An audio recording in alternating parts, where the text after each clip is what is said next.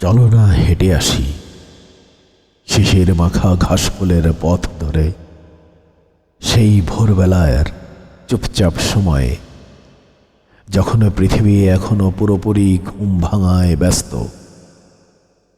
শিশিরে ভেজা ঘাসের মধ্যে দিয়ে হাঁটতে হাঁটতে মনে হয় আমরা যেন কোনো পুরনো উপন্যাসের প্রথম পাতায় দাঁড়িয়ে আছি।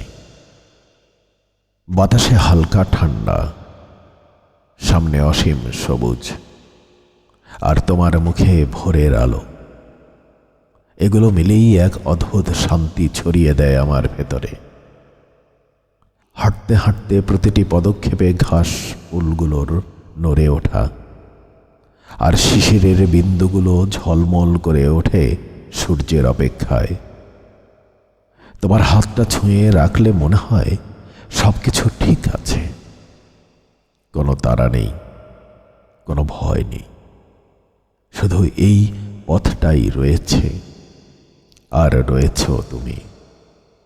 মাঝে মাঝে তুমি থেমে দূরের দিকে তাকাও, আর আমি ভাবি এভাবেই পাশে দাঁড়িয়ে তোমার প্রতিটা ছোট্ট অনুভূতিও বুঝে নিতে চাই সারা জীবন। এই পথটাই যেন প্রতিটি ঘাস, প্রতিটি বাতাস আমাদের গল্প জানে, জানে আমরা কত না বলা স্বপ্ন বুকের ভেতরে লুকিয়ে রেখেছি।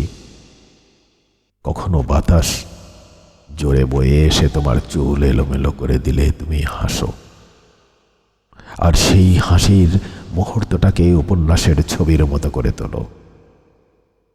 শেষ প্রান্তে এসে আমরা দুজন একটু থামি। তুমি বলো, এমন পথ যদি প্রতিদিন থাকতো? আমি শুধু মৃদু হেসে বলি, পথ তো থাকবে, তুমি থাকলেই। শিশির মাখা ঘাস ফুলের সেই দীর্ঘ পথটা যেন তখনই বুঝে ফেলে আমাদের হাঁটা শেষ হয়নি, শুধু আর একটা নতুন পাতায় শুরু হচ্ছে। আর এই নিঃশব্দ ভেজা সকালের মাঝেই লেখা হচ্ছে আমাদের দীর্ঘ উপন্যাসের নতুন অধ্যায়।